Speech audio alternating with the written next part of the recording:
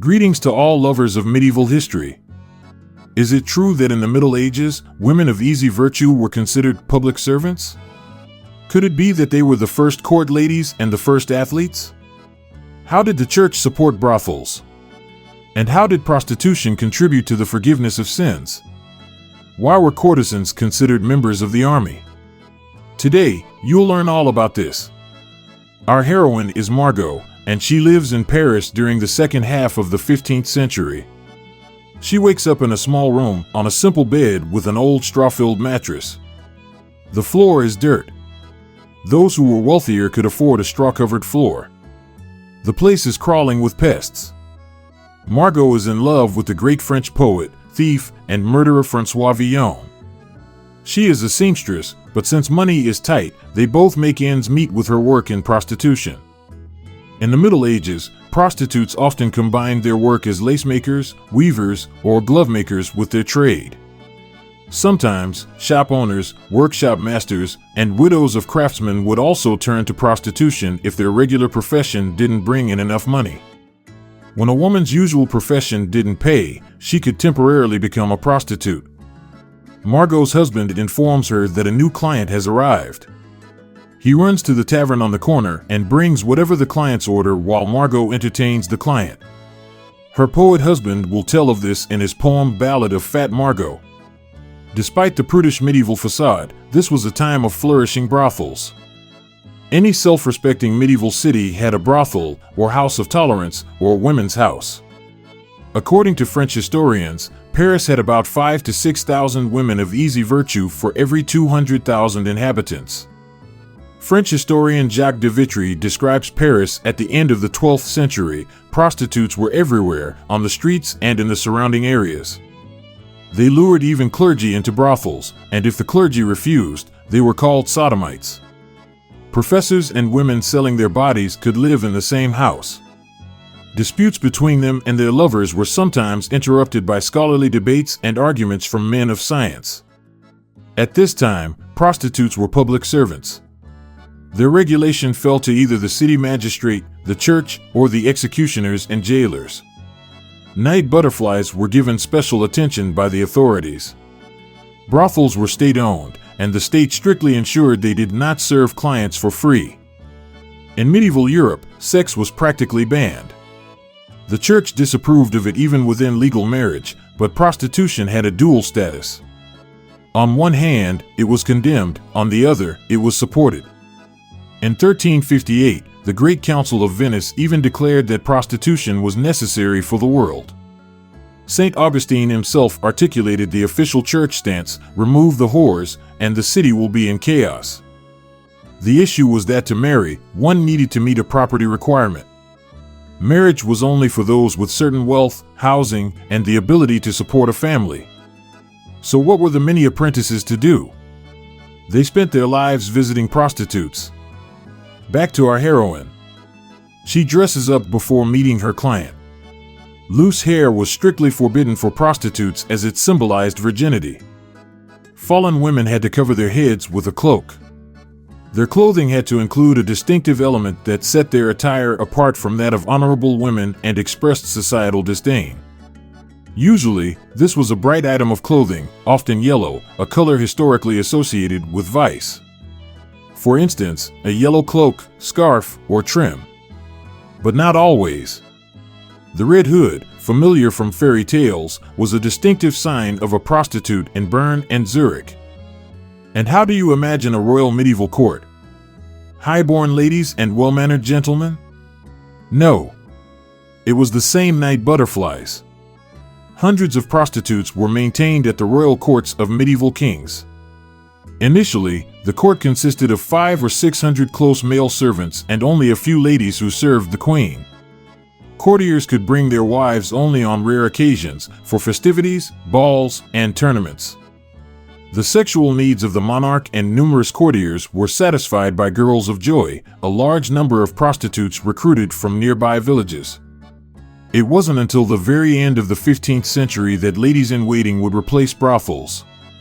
The wife of King Charles VIII, the 14-year-old Duchess Anne of Brittany, created a department of good manners at court and personally selected 9 married ladies and 40 ladies-in-waiting from noble families. From then on, girls entertained the courtiers only within the bounds of propriety, with conversation, games, singing, and reading aloud. Due to prostitution, a battle over hygiene and baths erupted in the Middle Ages. From the late 14th century, baths began to acquire a bad reputation. Bathhouse attendants and prostitutes became synonymous, with bathhouse operators also acting as pimps. Church councils and city authorities waged a real war against baths. Despite this, clergy were among the most regular bathhouse clients. Sources from 1520 state that if a priest brought a respectable woman, he was not allowed into the bath, but if he brought a woman of ill repute, he was. St. Augustine demanded that baths be allowed no more than once a month. Jerome permitted bathing only for children. What the Church Fathers prescribed was not against hygiene but against inner impurity. Yet some priests took this advice literally and refrained from washing altogether. For instance, Archbishop Bruno of Cologne strictly refused to use a bathhouse tub. When the Hungarian princess and Catholic Saint Elizabeth of Thuringia, according to legend, finally decided to bathe after much persuasion, she merely dipped her foot in the water and considered the bath complete. Similarly, Empress Agnes avoided warm baths to prevent igniting carnal desires. Thus, some of the most fastidious individuals of the Middle Ages were prostitutes. Solo practitioners like our Margot, who supplemented their income through sex work, were not favored by the authorities. Efforts to control them were largely unsuccessful. It was easier at that time to visit an official municipal brothel, tavern, or barber.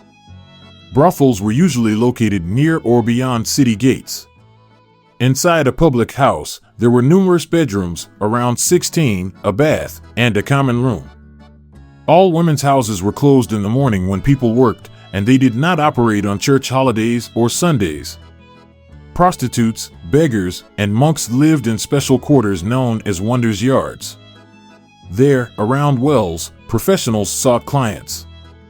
However, these wonders' yards were considered dangerous places. Outsiders who wandered into these areas faced death, and even guards were hesitant to enter. Streetwalkers were called free or secret and had to be dealt with cautiously. They could easily rob or kill. Overall, prostitutes in the Middle Ages were quite open about their work.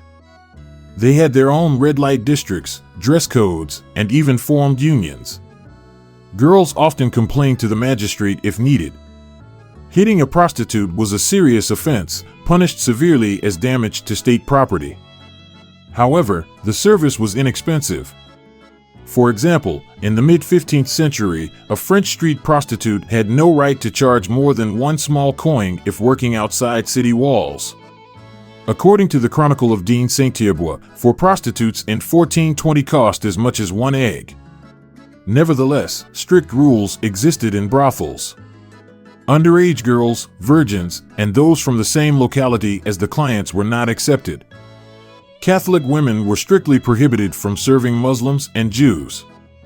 From the 14th century onward, it was generally forbidden to visit brothels during Lent and other major religious holidays. You might be surprised, but it was indeed the night butterflies who were the first athletes of the Middle Ages. They participated in the sports portions of various festivals, jumping, doing cartwheels, running. No respectable woman could perform such feats. At some festivals, these exercises were even done naked. At the end of the event, the athletes received their well-earned prizes.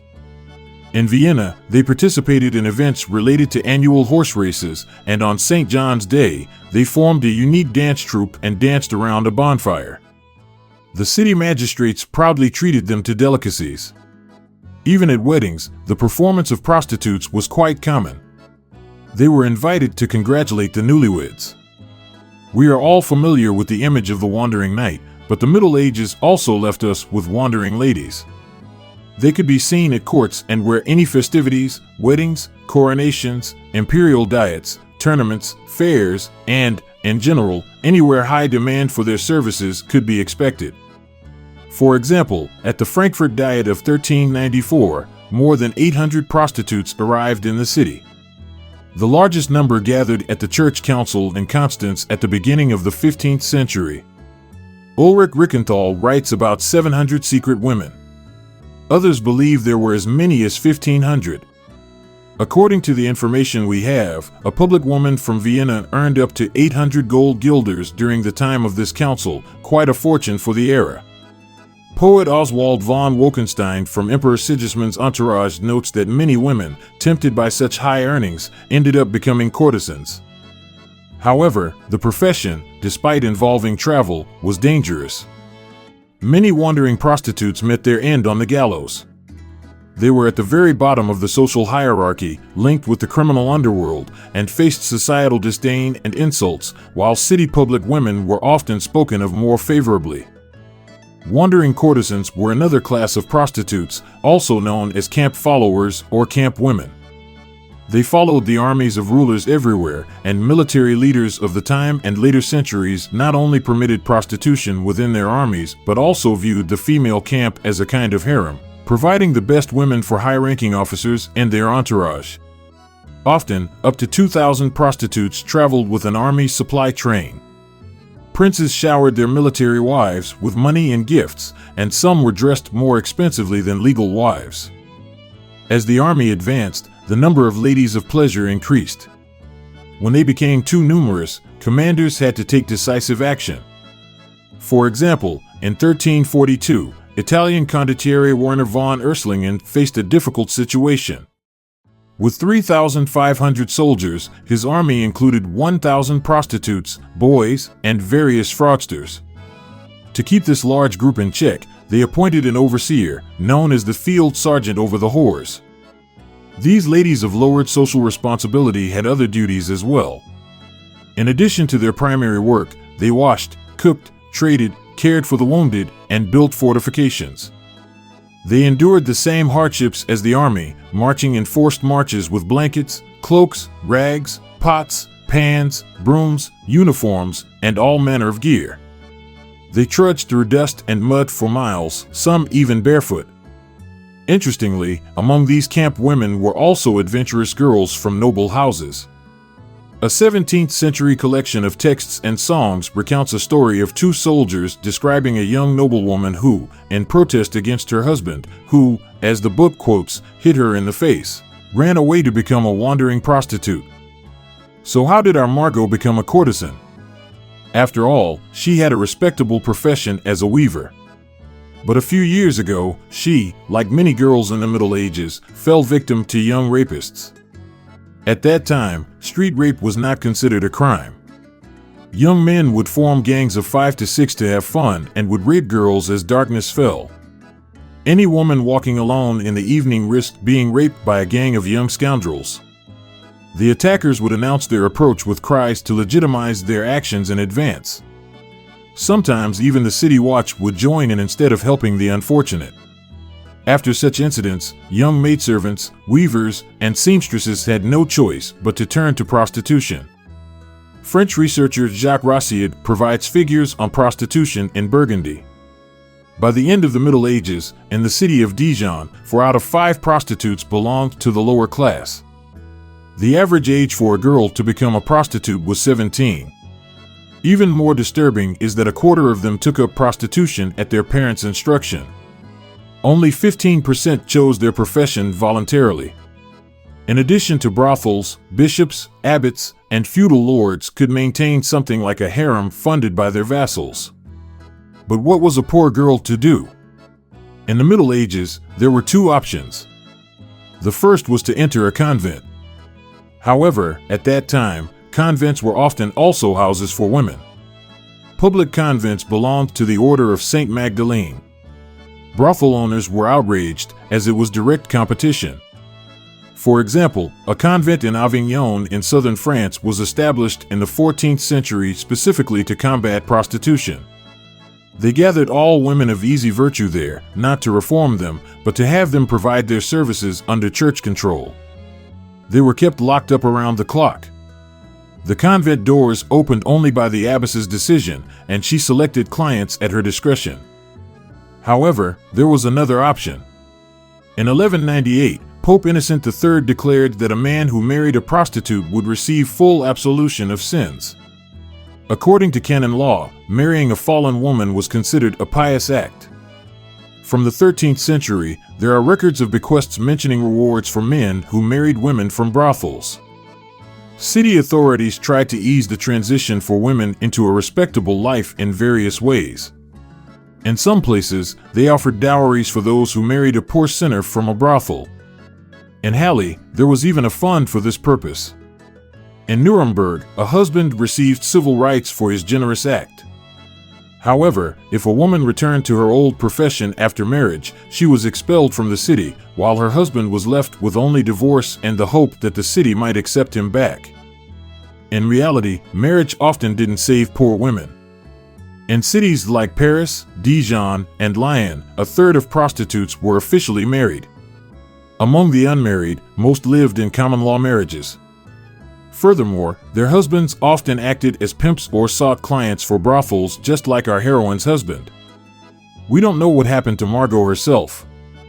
However, we still have lines from her husband, the cursed French poet, who, after studying at the University of Paris, chose a life of thievery and vagrancy. These lines are loosely attributed to Margot's own voice.